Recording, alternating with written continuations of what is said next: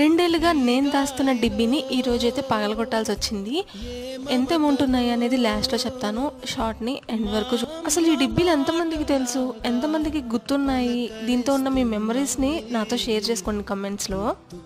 ఇప్పుడంటే ఆ యాప్లు ఈ యాప్లు డబ్బులు దాచుకోవడానికి వచ్చాయి, కానీ మా చిన్నప్పుడు ఇదే పెద్ద విషయం అనమాట. మాకు విసిగించి డిబ్బి కొనిచ్చుకోవడం ఒక టాస్క్ అయితే, దానిలో రోజు మనీ సేవ్ చేయాలి కదా.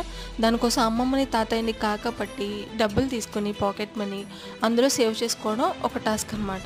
సిబ్లింగ్స్ ఉంటే అయితే అస్సలు చెప్పక్కర్లేదు. ఒకళ్ళకొకళ్ళు పోటీ పడుతూ దానిలో డబ్బులు ఎవరు బాగా దాస్తారు అనేది అదొక హ్యాపీనెస్. మొత్తానికి 2 years నుంచి నేను కష్టపడి దాస్తున్న డిబ్బీ అయితే పగలగొట్టాల్సి వచ్చింది.